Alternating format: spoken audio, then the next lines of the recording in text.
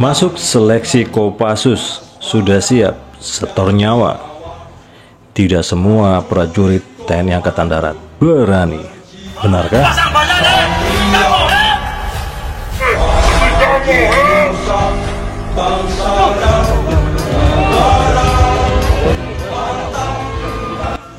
Untuk masuk seleksi menjadi prajurit baret merah darah Kopassus, harus siap setor nyawa. Inilah istilah yang pantas disandang.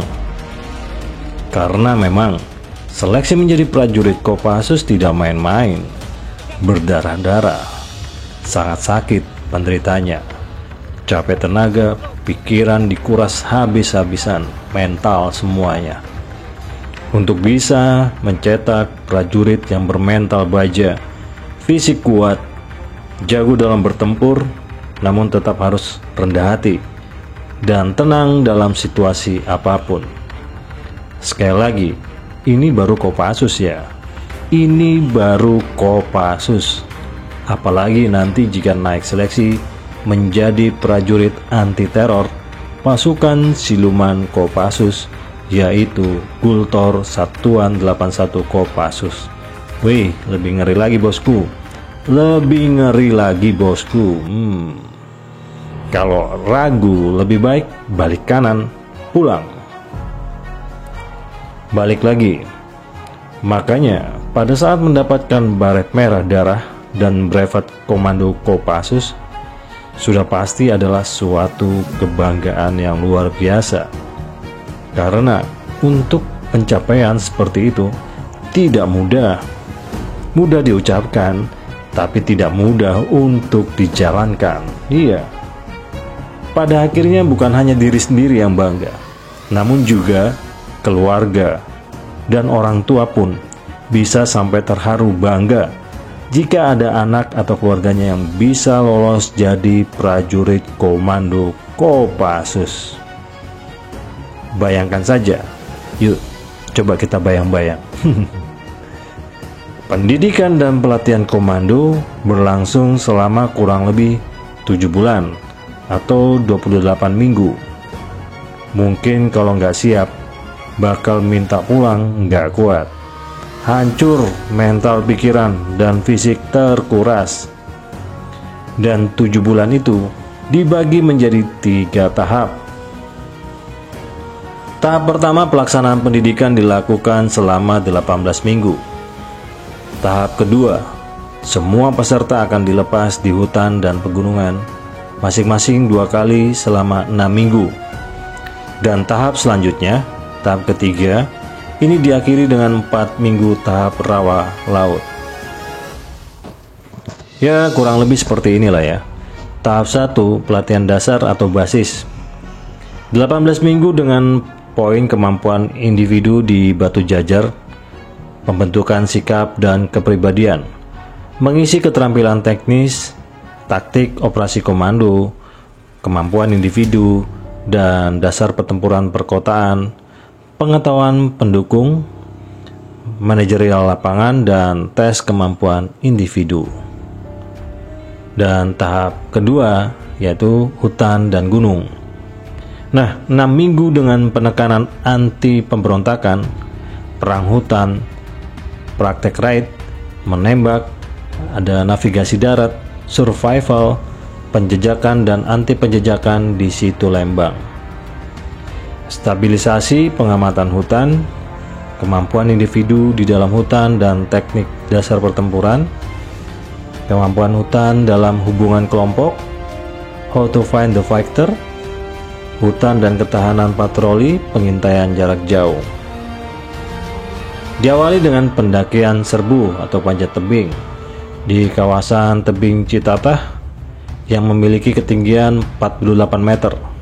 Lalu nantinya akan dilanjutkan perang hutan atau gerilya, baik pemantapan individu maupun kerjasama tim di daerah situ Lembang. Setelah itu dilanjutkan ke latihan survival di hutan.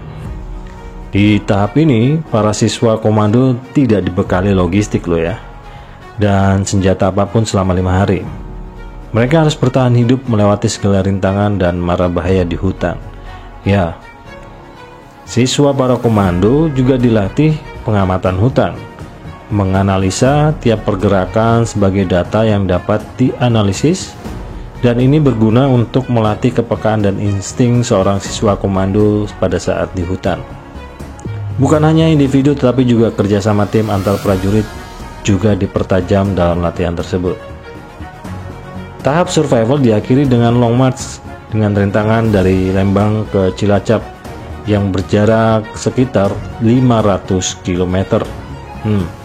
Perjalanan long march ini cukup melelahkan, dan apalagi biasanya ini korbannya ada di telapak kaki, di kaki, karena kaki ini sangat menderita. Kalau sudah luka, ampun deh bosku. Mereka diperlengkapi dengan ransel yang berbobot sekitar 20 kg, ditambah logistik, senjata, helm, dan sepatu boot. Bayangin, jalan 500 km saja sudah capek bosku, apalagi ditambah bobot. Kita bayangkan lagi.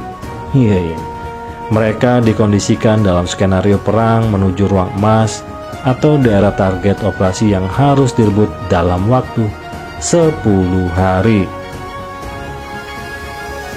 Tahap ketiga, ini rawa dan laut. 4 minggu dengan taktik operasi komando yang cukup berat, taktik pertempuran laut di Cilacap dan Nusa Kambangan, pengamatan konservasi rawa laut, kemampuan patroli, pengetahuan medan rawa, dan uji ketahanan terhadap interogasi. Ini bagian yang paling berat adalah menyelusup ke daerah target operasi dengan berenang 1 km dari Cilacap ke Nusa Kambangan. Tahap pertempuran laut diakhiri dengan sesi serangan fajar yang meliputi pelolosan dan kem tawanan. Pada sesi tersebut, para siswa komando harus lolos dari berbagai rintangan berat tanpa bekal dan peralatan. Ini dia, jika tertangkap, mereka akan dimasukkan ke dalam kampung tawanan, dan skenarionya seperti perang sungguhan. Para siswa komando diharuskan tiba di safe house atau di tempat tujuan sebelum jam 10 malam di pantai permisahan sebagai syarat lulus ujian. Wah, ini ngeri bos. Kalau masuk camp tawanan, siap-siap aja. Cetak-cetuk ya. You know lah ya. Para siswa komando yang berhasil menyelesaikan pendidikan komando selama 7 bulan dengan baik akan dilantik saat upacara penutupan di pantai permisahan dengan memakai kualifikasi brevet komando dan baret komando yang telah disandang. Kalian bisa bayangkan, kira-kira setelah melewati perjuangan itu, manusia mana yang tidak bangga? Karena sudah pasti tidak semua tentara di TNI Angkatan Darat berani masuk Kopassus. Kalaupun berani, juga belum tentu semua bisa lolos. Pasti dalam perjalanan mungkin ada yang mundur guys. Bisa jadi mungkin ada yang mundur. Banyak faktor, entah karena sakit atau karena fisik dan segala sesuatunya. Semua bisa terjadi. Oke, silakan komentar kalian. Terima kasih buat kalian yang sudah selalu menyimak video-video di channel Kultum 82. Dukungan kalian buat channel ini adalah suatu kehormatan Kultum 82 yang selalu memberikan jempol dan membagi-bagikan video ini. Salam dari saya, Kultum 82 Militer Indonesia.